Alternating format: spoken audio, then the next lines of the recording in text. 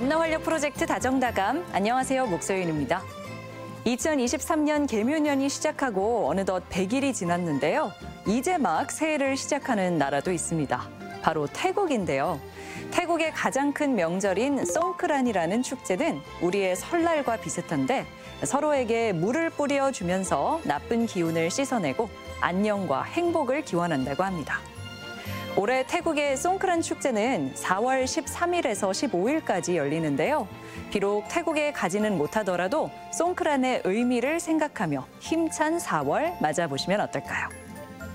남다른 시선으로 우리 지역을 들여다보는 다름 있다 시간입니다.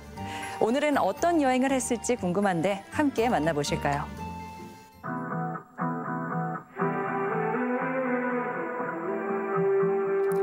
1930년대 우리나라 근대 역사를 고스란히 간직한 도시. 와, 바다다. 저는 식도락 여행하기 위해서 근산 왔습니다. 이 여행 목표는 먹고 또 먹고입니다. 같이 함께 갑시다. Let's go!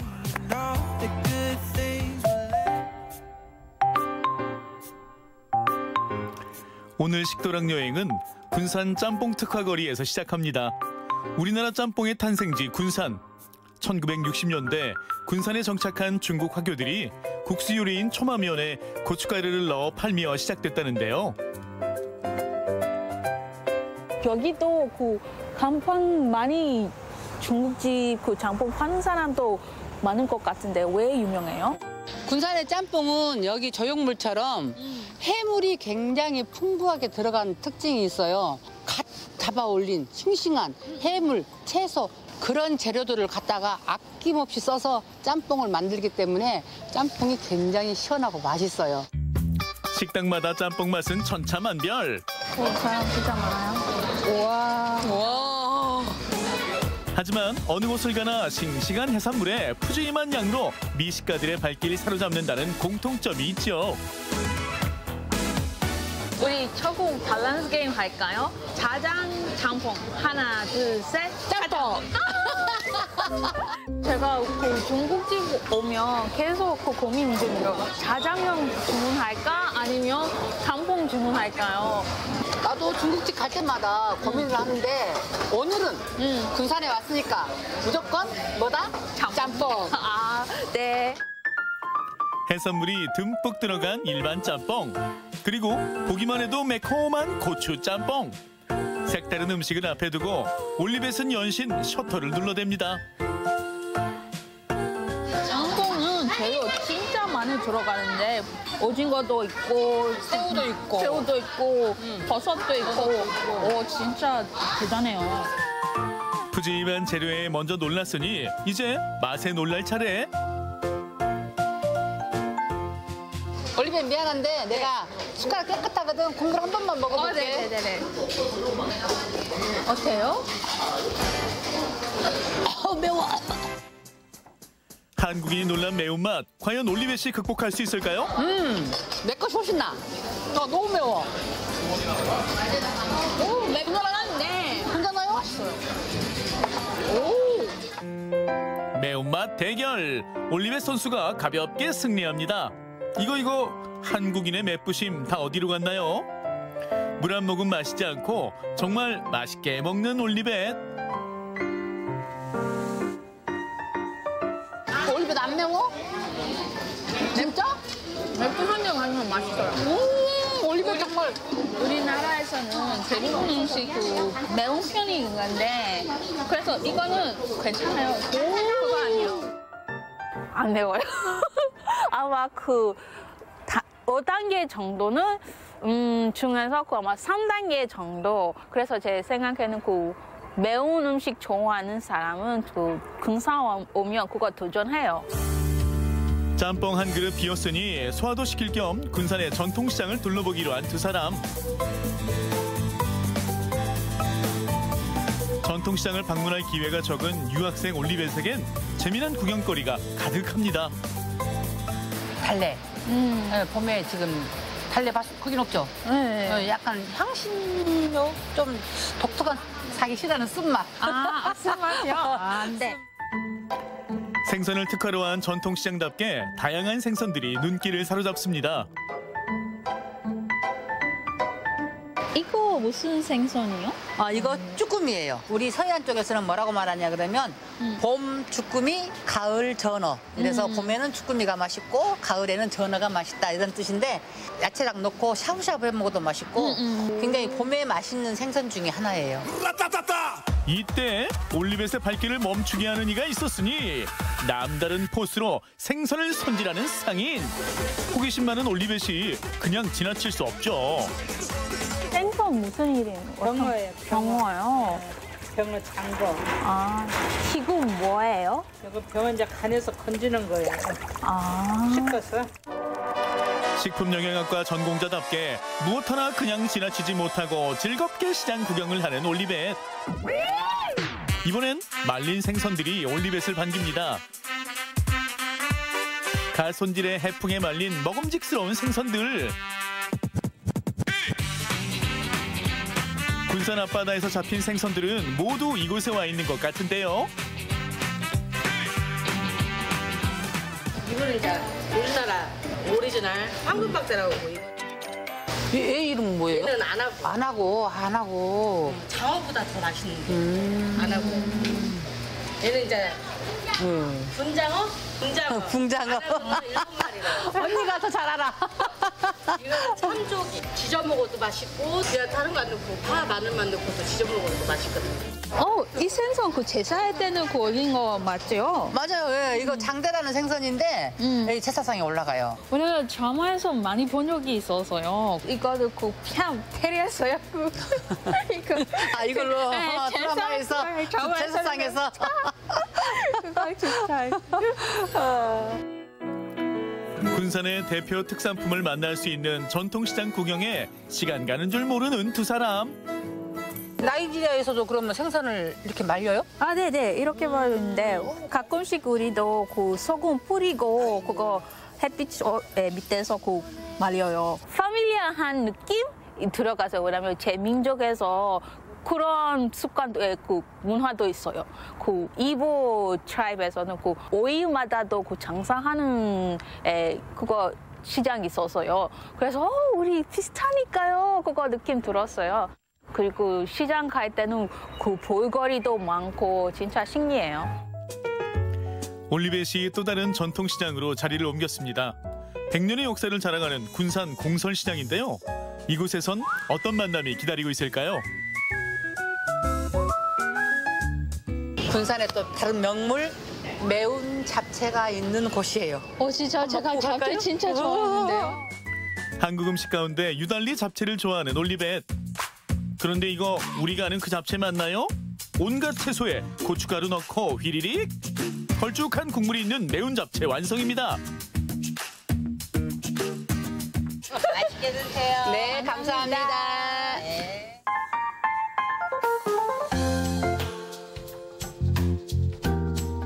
군산에서밖에 맛볼 수 없는 거니까 한번 맛보세요. 진짜 네. 모습도 신기해요. 엄청 밝하고 매운 것 같은데요. 야채랑 섞어서 먹어야 돼요. 야채하고 잡채하고 섞어가지고.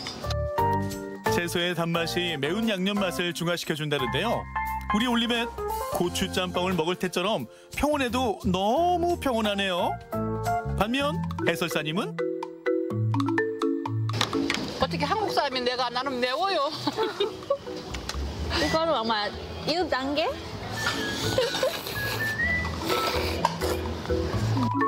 매콤한 국물에 콕 김밥을 찍어 먹는 스킬까지 올리벳을 먹자랄로 임명합니다. 와, 이런 잡채 있었는데 처음 봤을 때는 그 신기했어요. 왜냐면 그 전주에서는 비교해서 대부분 잡채는 그 빨간색 아니고 그냥 음식 엄청 밝하고 아마 엄청 매운 것 같은데요. 맵긴 한데 하지만 엄청 매운 거 아니에요. 아니 맛있어요. 군산의 식도락 여행 마지막 코스. 군산에서 아프리카를 만날 수 있는 곳입니다. 오, 신기하다. 아프리카 향기가 물씬 풍기는 소품들로 가득한데요. 나이지리아에서 온 올리벳, 반가움을 감추지 못합니다.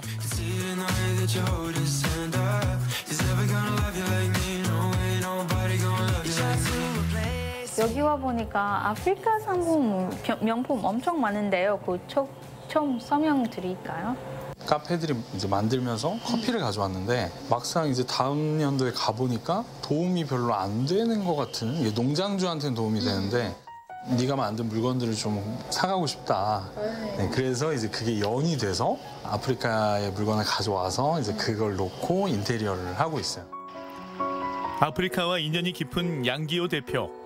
무전여행 중 우연히 만난 인연 덕에 아프리카 봉사활동이 시작됐는데요. 낯선 땅에서 희망을 발견했다고 합니다.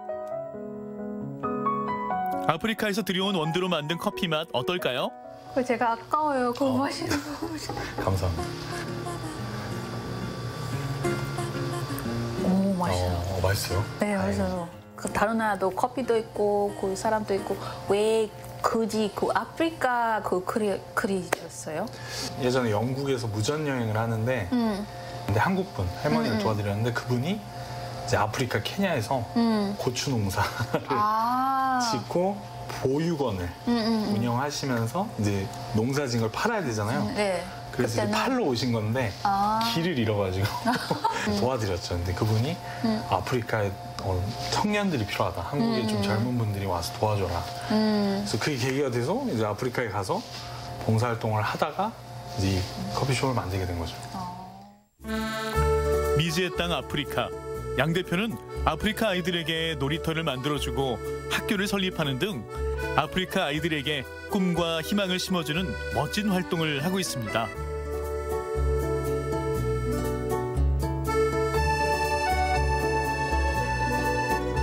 저는 앞으로도 여기 지금 매장들에 아프리카에 있는 친구들을 데려오려고 하거든요. 그래서 일하면서 학교에 나가서 공부해라. 그리고 또 나가서 그 친구들이 아프리카로 가면 제가 또 매장을 내서 이제 다 계속 커넥트가 돼서 연결할 수 있게.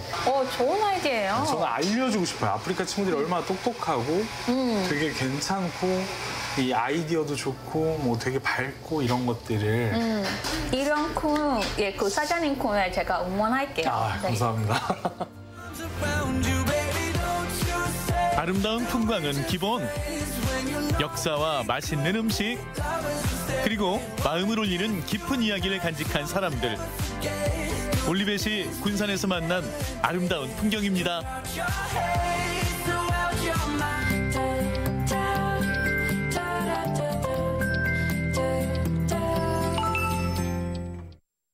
다문화 가족들의 영상을 통해 문화의 차이를 이해하는 랜선 다문화 가족 시간입니다. 오늘은 필리핀인데요. 스튜디오에 하이디 씨 나와 계십니다. 안녕하세요. 네, 안녕하세요. 하이디입니다. 네, 반갑습니다. 네. 오랜만에 와주셨어요. 맞아요. 네. 그래서 또 떨려요. 그러세요? 네, 편하게 해주시면 되고요. 한국은 이제 봄이 되면 그동안 못했던 대청소도 하고 그러거든요. 필리핀은 어떨까 싶은데, 예. 네. 근데 이제 아시다시피 저희 나라는 이제 봄이 없고, 예. 1년 내내 올 여름이어가지고 네. 네, 그래서 이 계절 바뀔 때마다 아니면 봄이 되면 이렇게 청소를 하진 않고 오히려 지인한테 아니면은 이렇게 친척들에게 이렇게 연락이 올 때 뭐 방문하시겠다고 잠깐 머물겠다고 하실 때 그때 며칠 전에 온 가족이 대청소를 해요. 그러니까 엄마 지시하시는 대로 너는 화장실로냐. 우리가 그걸 경험을 했기 때문에 그렇게 했거든요, 저희가. 네. 한국은 주로 이제 계절이 급격하게 바뀌면서 그렇게 하곤 하는데 역시 필리핀은 항상 여름이다 보니까 다르네요. 맞아요. 네. 네, 그럼 이번에는 필리핀에 계신 한창득 씨도 연결해 보겠습니다. 안녕하세요. 네, 안녕하세요. 필리핀 마닐라에 살고 있는 한창득입니다. 네, 한창득 씨도 오랜만에 뵙는데요. 창득 씨는 필리핀에 이제 외국인 관광객, 한국인 관광객들이 오면 소개하는 일을 맡고 계신데요. 요즘 필리핀 관광 분위기는 어떤가요? 현재 필리핀은 코로나 전 이전 상황으로 완전히 회복되어 가지고요. 특히 한국 관광객들이 많이 찾아주고 계십니다. 완전히 회복을 했나 보네요. 저도 가고 싶어요, 이제. 네, 저도 가고 싶습니다. 자, 오랜만에 한창득 씨가 필리핀 생활 이야기를 가지고 오셨는데요. 그럼 영상부터 만나볼까요?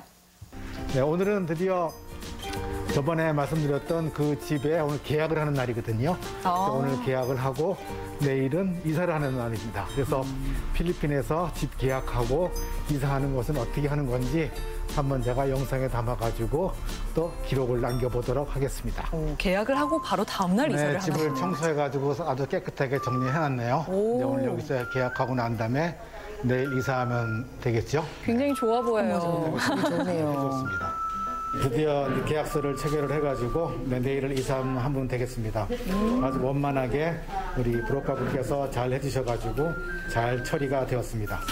네, 오늘 드디어 이제 이사를 하는 날인데 필리핀에서 보통 이사할 때 필리핀 사람들은 저녁에 이사를 많이 하죠.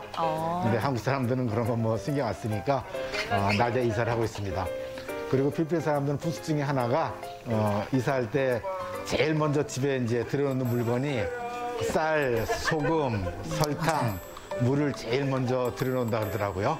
필리핀이 아주 재미난 풍속 중에 하나입니다. 그렇네요. 전혀 몰랐던 트럭은 사실이에요. 저희가 어떻게 예약을 했냐면은 저희가 또 이사하는 그런 서비스하는 것들이 많이 있거든요. 거기서 보게 되면은 한국으로 따지면은 2.5톤? 그게 여기서는 14피트라고 하더라고요. 14피트. 근데 크게 뭐 이렇게 커 보이진 않네. 요걸 빌리는데 기사 한 명이랑 인부 2명이 해가지고 3,700페소 이렇게 하루에 빌릴 수 있고요. 시간 아마 제한은 좀 있는 것 같아요.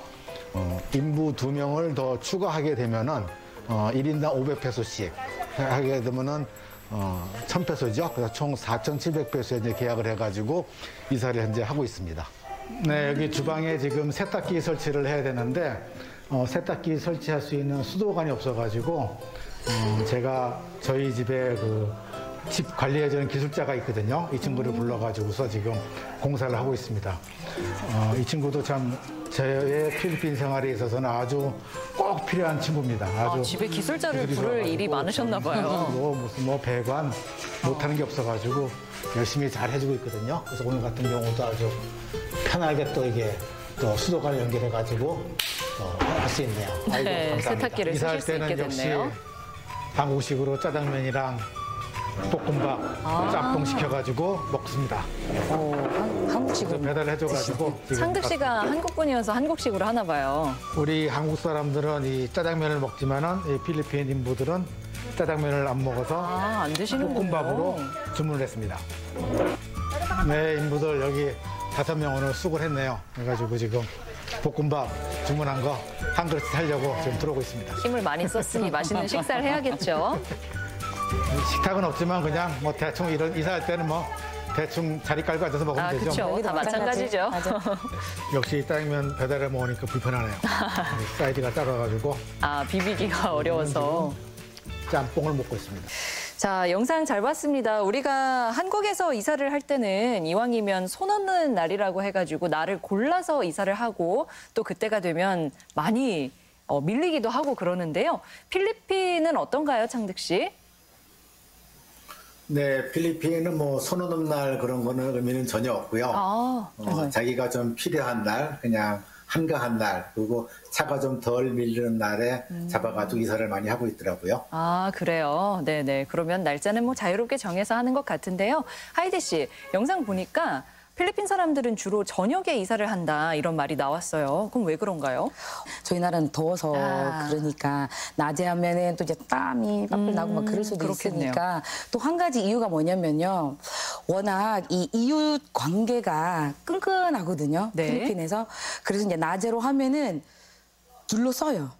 사람들이. 그러면은 이 슬픈 표정으로 약간 우시는 분들도 있으니까 이렇게 떠나기 힘든 이런 심정이 있어서 그래서 아마 새벽으로 하는 것 같아요.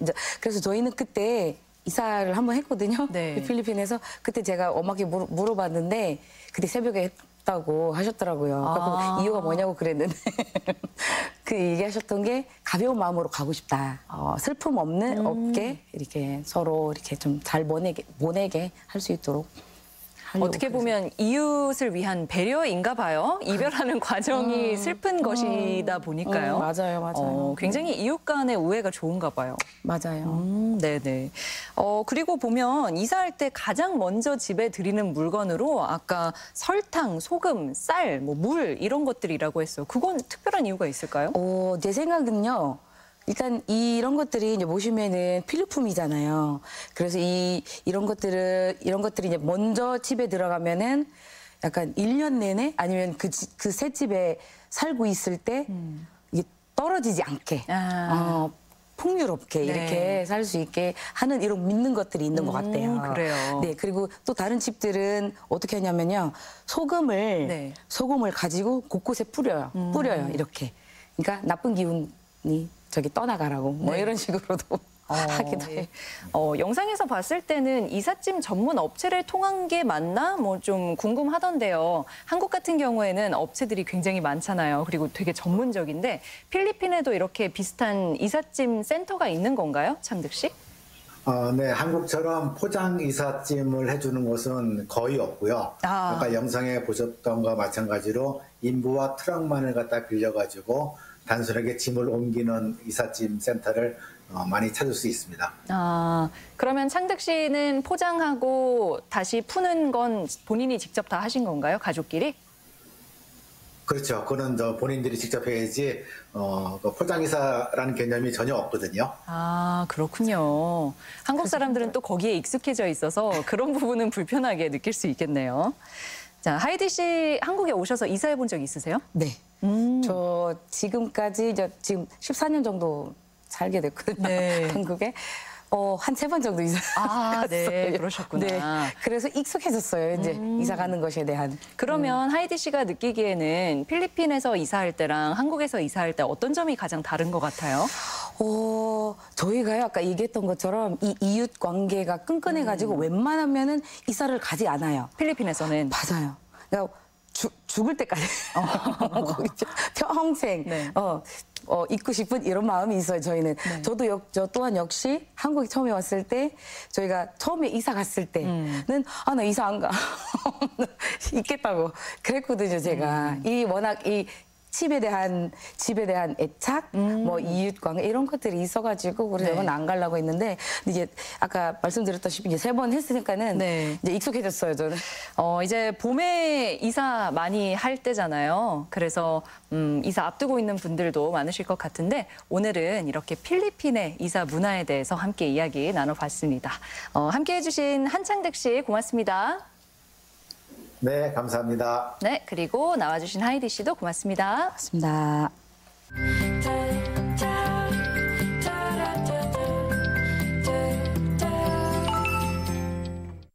완주군이 한우 가격 안정화에 도움을 주기 위해 축산단체와 한우 감축에 나섭니다. 완주군은 현재 3만 7천여 두 가운데 2025년까지 7천 두를 감축하겠다며 암소 감축과 소비 촉진, 고향사랑 기부제 답례품으로 한우고기 활용 등을 추진하겠다고 밝혔습니다. 또 축산물 품질관리원, 전주김제완주 축협 등과 혈통관리를 지원하고 농가의 컨설팅도 지원하기로 했습니다. 한우 산업을 하는 농가 경영이 장기적으로 어려울 전망인데 군과 유관기관 그리고 축산단체가 성공적 추진을 위해 총력을 기울이겠습니다. 고창군이 봄철을 맞아 해경과 어민단체 등과 90포항에서 폐, 어망 등 해양 쓰레기 20톤을 수거했습니다. 고창군은 올해 해양오염 행위를 감시하는 바다환경지킴이와 폐 어구를 수매하는 조업중 인양 쓰레기 수매 사업 등 총 6개 사업을 추진할 계획입니다. MBC 뉴스 이종휴입니다. 한국어 소통이 어려운 외국인들을 위해 직접 찾아가서 통역해주는 서비스가 있습니다. 전주시 다문화 가족 지원센터에서 운영하는 소곤소곤 중개소인데요. 베트남어, 중국어 등을 비롯해서 소수국가의 언어까지 통역 서비스를 받을 수 있다고 합니다. 개인, 학교, 기관에서도 서비스 신청을 할 수 있다고 하니 도움이 필요하신 분들은 문의해보면 좋을 것 같습니다. 다문화 활력 프로젝트 다정다감, 오늘 준비한 내용은 여기까지입니다. 함께해 주신 여러분 고맙습니다.